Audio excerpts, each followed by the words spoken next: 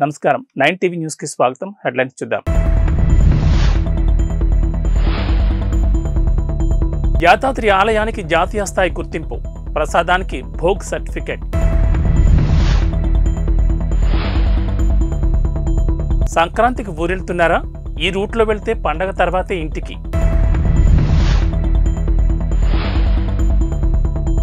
మళ్లీ డాన్స్ చూసిన అంబటి, భోగి వేడుకల్లో జోరుగా స్టెప్పులు. తెలుగు రాష్ట్రాల్లో భోగి వేడుకలు ఘనంగా జరుగుతున్నాయి. చిన్న పెద్ద అందరూ ఉత్సాహంగా భోగి వేడుకల్లో పాల్గొంటున్నారు. ఆంధ్రప్రదేశ్ రాజధాని అమరావతిలోని మందడంలో నిర్వహించిన భోగి వేడుకల్లో టీడీపీ అధినేత నారా చంద్రబాబు నాయుడు, జనసేనాని పవన్ కళ్యాణ్, నాదెండ్ల మనోహర్ పాల్గొన్నారు. అమరావతి జేఏసీ, తెలుగుదేశం, జనసేన ఆధ్వర్యంలో తెలుగు జాతికి స్వర్ణయుగం సంక్రాంతి సంకల్పం పేరుతో ఈ కార్యక్రమాన్ని నిర్వహించారు.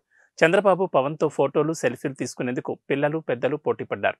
చంద్రబాబు, పవన్ ఇద్దరు సంప్రదాయ దుస్తులు ధరించి వేడుకల్లో పాల్గొన్నారు. మందడంలో చంద్రబాబు, పవన్ కళ్యాణ్కు టీడీపీ, జనసేన కార్యకర్తలతో పాటు రాజధాని రైతులు ఘన స్వాగతం పలికారు.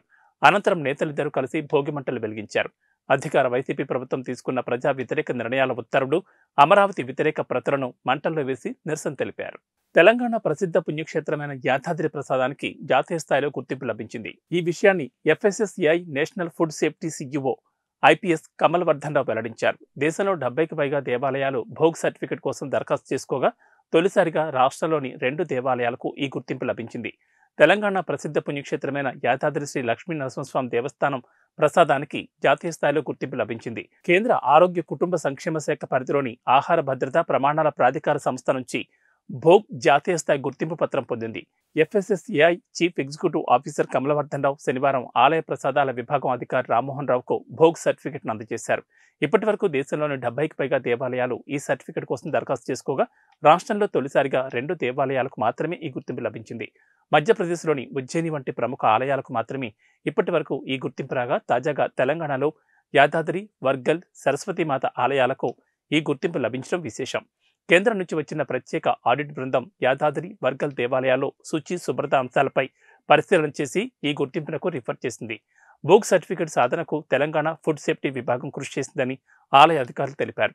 ప్రోగ్రాం ప్రత్యేక నోడల్ అధికారినిగా అడిషనల్ ఫుడ్ కంట్రోల్ జ్యోతిర్మయి ఆధ్వర్యంలోని బృందం యాదాద్రి, వర్గల్ క్షేత్రాల్లో అనుసరిస్తున్న నాణ్యతా ప్రమాణాల గురించి అవగాహన కల్పించారన్నారు. కేంద్ర బృందం జరిపిన తుది ఆడిట్ అనంతరం రాష్ట్రంలోని 2 దేవస్థానాలకు మొట్టమొదటిసారిగా భోగ్ గుర్తింపు లభించింది. ఈ సర్టిఫికెట్లు అందుకోవడం పట్ల ఆలయ అధికారులు హర్షం వ్యక్తం చేశారు. తెలుగు రాష్ట్రాల్లో సంక్రాంతి సందడి మొదలైంది. ఉద్యోగ, ఉపాధి, విద్య కోసం వేర్వేరు ప్రాంతాల్లో నివసించే వారంతా సొంతూళ్లకు చేరుకోవడంతో గ్రామాలన్నీ కలకల్లాడుతున్నాయి. భోగి సందర్భంగా ఆదివారం ఉదయం ఎక్కడ చూసినా సాంప్రదాయ కార్యక్రమాలు కనిపించాయి. ఎక్కడ చూసినా భోగి మంటల కోలాహలం కనిపించింది. చిన్న పెద్ద అనే తేడా లేకుండా సరదాగా కార్యక్రమాల్లో పాల్గొన్నారు. సత్తెనపల్లి పట్టణంలో వైఎస్ఆర్సీపీ కీలక నేత, మాజీ మంత్రి అంబటి రాంబాబు గత ఏడాది మాదిరిగానే ఉత్సాహంగా కనిపించారు. భోగి సందర్భంగా పట్నంలో ఆదివారం నిర్వహించిన భోగి వేడుకలో ఆయన డాన్స్ చేశారు. జోరుగా, హుషారుగా స్టెప్పులు వేసి ఆకర్షించారు. డప్పు చప్పులకు లయబద్ధంగా డాన్స్ చేసి అందరినీ ఆకట్టుకున్నారు. ఈ కార్యక్రమానికి పెద్ద సంఖ్యలో హాజరైన వారంతా చప్పట్లతో రాంబాబును ఉత్సాహపరిచారు. గత ఏడాది సంక్రాంతి వేడుకల్లో అంబటి రాంబాబు సరదాగా చేసిన డాన్స్ చిన్నపాటి చర్చకు దారితీసిన విషయం తెలిసిందే. అంబటి డాన్స్ను పవన్ కళ్యాణ్ నటించిన బ్రో సినిమాలో పేరడీగా తీసుకోవడం, సోషల్ మీడియాలో ట్రోలింగ్ చేయడం హాట్ చర్చగా దారితీసింది. అయితే గతాన్ని పక్కన పెట్టి ఈ ఏడాది కూడా జోరుగా డాన్స్ చేయడంపై అంబటి ఆసక్తికర వ్యాఖ్యలు చేశారు. సంక్రాంతికి తాను సంబరాలు రాంబాబులేనని ఆయన అన్నారు. లేనిపోని రాద్ధాంతాలను తాను పట్టించుకోబోనని ఓ మీడియా సంస్థతో మాట్లాడుతూ అన్నారు. సినిమాల్లో కూడా చూపిస్తున్నారు కదా అని ప్రశ్నించగా సినిమాల్లో పెట్టుకునే స్థాయిలో నన్ను లేపుతుంటే నేనెందుకు కాదంటాను, నాకేం సమస్య లేదు, ఇంకో 2-3 పాటలకు డాన్స్ చేస్తానని వ్యాఖ్యానించారు.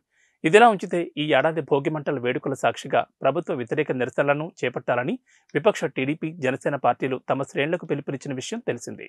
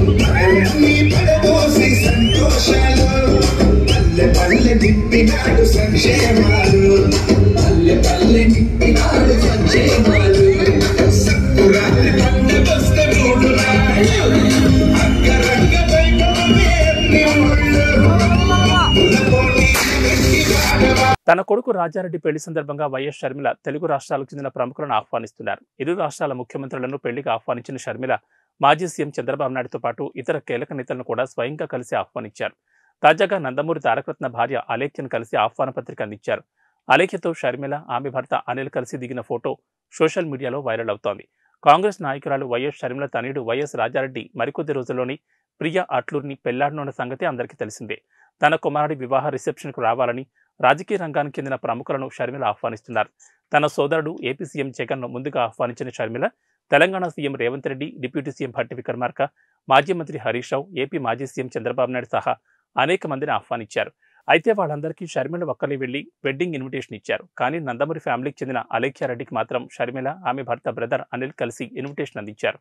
అలేఖ్యతో కలిసి వాళ్ళిద్దరూ దిగిన ఫోటో సోషల్ మీడియాలో ప్రత్యక్షమైంది. దీంతో తమ కొడుకు వివాహ రిసెప్షన్కు ఆహ్వానించడానికి షర్మిల దంపతులు తారకరత్న భార్యను కలిశారనే భావన వ్యక్తమవుతోంది. రాజకీయ నేపథ్యం ఉన్న వ్యక్తులను ఆహ్వానించడం కోసం షర్మిల ఒక్కరే వెళ్తున్నారు. కానీ రాజకీయ నేపథ్యం లేని కుటుంబానికి సన్నిహితంగా ఉండేవారని ఆహ్వానించడానికి షర్మిలతో పాటు అనిల్ కూడా వెళ్తున్నారని దీన్ని బట్టి అర్థమవుతోంది. ఇటీవల షర్మిల కాంగ్రెస్ పార్టీలో చేరిన సందర్భంగా మల్లికార్జున ఖర్గే ఆమె మెడలో కండువా కప్పి పార్టీలోకి ఆహ్వానించారు. ఆమె పక్కనే ఉన్న అనిల్కు కూడా ఖర్గే కండువా కప్పబోగా ఆయన సున్నితంగా తిరస్కరించారు. దీన్ని బట్టి తనపై రాజకీయ ముద్ర లేకుండా ఉండాలని బ్రదర్ అనిల్ అనుకుంటున్నారని తెలుస్తోంది. గత ఏడాది నారా లోకేష్ పాదయాత్ర ప్రారంభ సమయంలో గుండెపోటుకు గురైన తారకరత్న బెంగళూరులో చికిత్స పొందుతూ తుదిశ్వాస విడిచిన సంగతి తెలిసిందే. తారకరత్న వివాహం చేసుకున్న అలేఖ్య వైఎస్ఆర్సీపీ కీలక నేత విజయసాయిరెడ్డి మరదల కుమార్తె. సామాజిక వర్గాలు వేరైనప్పటికీ అప్పటికే అలేఖ్యకు పెళ్లై విడాకులు తీసుకున్నప్పటికీ రాజకీయంగానూ ప్రత్యర్థి పార్టీలకు చెందిన వారైనప్పటికీ తారకరత్న అలేఖ్య ప్రేమ వివాహానికి అవేవి అడ్డు రాలేదు. సైబర్ కేటుగాళ్లు కొత్త తరహా మోసాలతో రెచ్చిపోతున్నారు. తాజాగా అయోధ్య రామ మందిరం ప్రారంభోత్సవాన్ని తమ నేరాలకు ఉపయోగించుకుంటున్నారు. ఆలయ ప్రారంభానికి సంబంధించిన వీఐపీ టికెట్లు గెలుచుకున్నారంటూ వాట్సాప్కు సందేశాలు పంపుతున్నారు. ఇలాంటి వాటి పట్ల జాగ్రత్తగా ఉండాలని టీఎస్ఆర్టీసీ ఎండీ సజ్జనార్ హెచ్చరించారు. సైబర్ నేరగాళ్లు రోజుకు అవతారమెత్తి అమాయకులను మోసం చేస్తున్నారు. కొత్త తరహా పద్ధతుల్లో చీటింగ్ చేస్తున్నారు. ట్రెండ్కు తగ్గట్లుగా నడుచుకుంటూ అమాయకులను బుట్టలో వేసుకుని అందని కాడికి దోచుకుంటున్నారు. ప్రస్తుతం దేశంలో అయోధ్య రామ మందిరం ప్రారంభోత్సవం ట్రెండింగ్లో ఉంది. ఈ నెల 22న రామ మందిరం ప్రధాని మోడీ చేతుల మీదుగా ప్రారంభం కానుండగా ఇప్పటికే అన్ని ఏర్పాట్లు పూర్తయ్యాయి. దీన్ని ఆసరాగా చేసుకుని సైబర్ కేటగాళ్లు కొత్త మోసానికి తెరతీశారు. అయోధ్య రామ మందిరానికి వీఐపీ టికెట్ గెలుచుకున్నారంటూ వాట్సాప్కు ఏపీకే ఫైల్ పంపుతున్నారు. దీనిపై ట్విట్టర్ వేదికగా ఆర్టీసీ ఎండీ సజ్జనార్ స్పందించారు. అయోధ్య రామ మందిర్ ప్రారంభోత్సవం ఈవెంట్కు వీఐపీ టికెట్లు కావాలా? అయితే ఈ లింక్ క్లిక్ చేయండి. డైరెక్ట్గా ఈ ఏపీకే ఫైల్ను డౌన్లోడ్ చేసుకోండి అని మీకు వాట్సాప్లో మెసేజ్ వచ్చిందా? అయితే తస్మాత్ జాగ్రత్త. ఇలాంటి మెసేజ్లోని లింక్స్ క్లిక్ చేసినా, ఏపీకే ఫైల్స్ డౌన్లోడ్ చేసినా ఇక అంతే. మీ డేటాను సైబర్ నేరగాళ్లు దోచుకుంటారు. మీ వ్యక్తిగత వివరాలు, బ్యాంకు వివరాలన్నీ తస్కరించి మోసాలకు తెగబడుతున్నారు. అన్ని స్క్రీన్ షాట్లు షేర్ చేశారు. ఇలాంటి మోసాల పట్ల జాగ్రత్తగా ఉండాలని హెచ్చరించారు. ఏమాత్రం అలసత్వం వహించినా ఖాతా ఖాళీ అవడం ఖాయమని, ఏదైనా అనుమానం ఉంటే పోలీసులను సంప్రదించాలని సజ్జనార్ ప్రజలకు సూచించారు. కాంగ్రెస్ ప్రభుత్వంలో సీఎం రేవంత్ రెడ్డి ప్రస్తుతానికి ఇంటి నుంచే పాలన సాగిస్తున్నారు. అయితే పాలనా భవనం విషయంలో సీఎం రేవంత్ రెడ్డి కీలక నిర్ణయం తీసుకున్నట్లు తెలిసింది. నిజాం కాలంలో 1900 సంవత్సరంలో నిర్మించిన ఇంద్రభవనం లాంటి పైగా ప్యాలెస్ను సీఎం క్యాంపు కార్యాలయంగా మార్చి అక్కడి నుంచి ఆయన పాలన చేయనున్నట్లు సమాచారం. తెలంగాణ నూతన సీఎంగా రేవంత్ రెడ్డి ప్రస్తుతానికి తన ఇంటి నుంచే పాలన సాగిస్తున్నారు. గతంలో సీఎం కేసీఆర్ ప్రగతి భవన్ను క్యాంప్ ఆఫీస్గా ఉపయోగించుకోగా కాంగ్రెస్ అధికారంలోకి రాగానే దాని పేరును ప్రజాభవన్గా మార్చి డిప్యూటీ సీఎం అధికారిక నివాసంగా కేటాయించారు. ప్రస్తుతం భట్టి విక్రమార్క ప్రజాభవన్లో ఉంటున్నారు. సీఎం రేవంత్ క్యాంప్ ఆఫీస్ కోసం చాలా ప్రాంతాలను పరిశీలించిన చివరకు హైదరాబాద్లోని ఓ చారిత్రాత్మక ప్యాలెస్ను ఆయన కేటాయించనున్నట్లు తెలుస్తోంది. నిజాం కాలంలో 1900 సంవత్సరంలో నిర్మించిన ఇంద్రభవనం లాంటి పైగా ప్యాలెస్ను సీఎం క్యాంప్ కార్యాలయంగా మార్చి అక్కడి నుంచి రేవంత్ రెడ్డి సర్కార్ పాలన చేయాలని యోచిస్తున్నట్లు సమాచారం. ఈ నేపథ్యంలో సీఎస్ శాంతికుమారి, మున్సిపల్ శాఖ ముఖ్య కార్యదర్శి దానకిషోర్ సహా పలువురు ఉన్నతాధికారులు పైగా ప్యాలెస్ను ఇటీవలే సందర్శించారు. త్వరలోనే ఆ భవనాన్ని రెనోవేట్ చేసి సీఎం క్యాంపు కార్యాలయంగా మార్చనున్నట్లు సమాచారం. ఆరో నిజాం మీర్ మెహబూబ్ అలీ ఖాన్ దగ్గర ప్రధానమంత్రిగా పనిచేసిన నవాబ్ వికారుల్ ఉమ్రా 1900 సంవత్సరంలో ఈ ప్యాలెస్ నిర్మించుకున్నాడు. ఆ వంశం పేరు మీదుగా దీనిని పైగా ప్యాలెస్గా పేరొచ్చింది. అయితే ఈ భవనం నిజాంకు నచ్చడంతో ఆయనకే బహుమతిగా ఇచ్చారు. మీర్ మెహబూబ్ అలీ ఖాన్ తన కుటుంబ సమేతంగా అప్పుడప్పుడు ఈ ప్యాలెస్కు వచ్చేవారు. హైదరాబాద్ విజయవాడ హైవేపై ఉన్న పతంగి టోల్ ప్లాజా వద్ద భారీగా ట్రాఫిక్ జామ్ అయింది. సంక్రాంతికి హైదరాబాద్ నుంచి స్వగ్రామాలకు వెళ్తుండటంతో కిలోమీటర్ల మేర వాహనాలు నిలిచిపోయినట్లు తెలుస్తోంది. దీంతో ఆ ట్రాఫిక్లో చిక్కుకున్న ప్రయాణికులు ఫోటోలు తీసి సోషల్ మీడియాలో పోస్టులు పెడుతున్నారు. తెలుగు రాష్ట్రాల్లో సంక్రాంతి పెద్ద పండుగ. ప్రపంచంలో ఎక్కడ స్థిరపడ్డా సంక్రాంతికి అంతా స్వగ్రామాలకు చేరుకుంటారు. మరీ ముఖ్యంగా ఏపీలో ఈ పండుగను ఘనంగా నిర్వహిస్తారు. ఒక వేడుకలా 4-5 రోజులు సంక్రాంతి గ్రాండ్గా సెలబ్రేట్ చేసుకుంటారు. బసవన్నల ఆటలు, కోడిపందాలు, భోగిమంటలు ఇలా పండగ మామూలుగా ఉండదు. అయితే హైదరాబాద్ నగరంలో ఉంటున్న ఏపీ వాసులు గ్రామాలకు వెళ్లేందుకు సిద్ధమవడంతో రైల్వే స్టేషన్లు, బస్టాండ్లు 2 రోజులుగా కిక్కిరిసిపోతున్నాయి. రైల్వేల్లో ముందస్తు రిజర్వేషన్లు కూడా దొరకడం లేదు. మహిళలకు బస్సుల్లో ఫ్రీ జర్నీ కావడంతో బస్సుల్లో ప్రయాణించేందుకు ఎక్కువగా ఆసక్తి చూపుతున్నారు. ఇక ప్రైవేట్ బస్సుల్లోనూ రద్దీ విపరీతంగా పెరిగింది. కొందరు సొంత వాహనాల్లో స్వగ్రామాలకు వెళ్దామని అనుకున్నా వారికి కూడా తిప్పలు తప్పడం లేదు. ప్రయాణ ప్రాంగణాలతో పాటు టోల్ ప్లాజాల వద్ద కూడా భారీగా రద్దీ నెలకొంది. సంక్రాంతి పండుగ నేపథ్యంలో హైదరాబాద్, విజయవాడ జాతీయ రహదారి రద్దీగా మారింది. హైదరాబాద్ నుంచి సొంతూళ్లకు, ఏపీకి వెళ్లే నగరవాసుల వాహనాలు బారులు తీరాయి. ఇప్పటికే సెలవులు ప్రకటించడంతో యాదాద్రి భువనగిరి జిల్లాలోని చౌటుప్పల్, పతంగి టోల్ ప్లాజా వద్ద వాహనాల రద్దీ విపరీతంగా పెరిగింది. వాహనాలు మెల్లిగా ముందుకు కదులుతున్నాయి. ఫాస్ట్గా ఉన్నా కూడా టోల్ ప్లాజా వద్ద వాహనాలు వేగంగా ముందుకు కదలడం లేదు. దానికి తోడు ఉదయం పొగమంచు కూడా కమ్మేయడంతో వాహన రాకపోకలకు అంతరాయం ఏర్పడింది. పండగ నేపథ్యంలో శుక్రవారం రాత్రి వరకు 50,000 వాహనాలు వెళ్లనున్నట్లు జీఎంఆర్ అధికారులు అంచనా వేస్తున్నారు. అయోధ్య రామమందిర ప్రాణప్రతిష్ఠకు ముహూర్తం సమీపిస్తున్న వేళ సరికొత్త విషయాలు వెలుగులోకి వచ్చాయి. సరిగ్గా 32 ఏళ్ల క్రితం ఇదే రోజున దేశ ప్రధాని అయోధ్య రామమందిరానికి చేరుకున్నారు. కన్యాకుమారి నుంచి కాశ్మీర్ వరకు చేపట్టిన ఏకతా యాత్రలో ఆయన ఉన్నట్లు ఫోటోలను సామాజిక మాధ్యమాల్లో పోస్ట్ చేశారు. అలనాటి మధుర జ్ఞాపకాలు నెబరవేసుకున్నారు. రామమందిరం గురించిన సందేశాన్ని దేశం మొత్తం వ్యాప్తి చేయడానికి ఆయన ఈ యాత్రలో ఉన్నారు. అయోధ్య రామమందిర ప్రాణప్రతిష్ఠకు ముహూర్తం సమీపిస్తున్న వేళ సరికొత్త విషయాలు వెలుగులోకి వచ్చాయి. సరిగ్గా 32 ఏళ్ల క్రితం ఇదే రోజున దేశ ప్రధాని అయోధ్య రామమందిరానికి చేరుకున్నారు. కన్యాకుమారి నుండి కాశ్మీర్ వరకు చేపట్టిన ఏకతా యాత్రలో ఆయన ఉన్నట్లు ఫోటోలను సామాజిక మాధ్యమాల్లో పోస్ట్ చేశారు. అలనాటి మధుర జ్ఞాపకాలను నెమరవేసుకున్నారు. రామమందిరం గురించిన సందేశాన్ని దేశం మొత్తం వ్యాప్తి చేయడానికి ఆయన ఈ యాత్రలో ఉన్నారు. అప్పట్లో జై శ్రీరామ్ నినాదాల మధ్య నరేంద్ర మోడీ ఒక ప్రతిజ్ఞ చేశారు.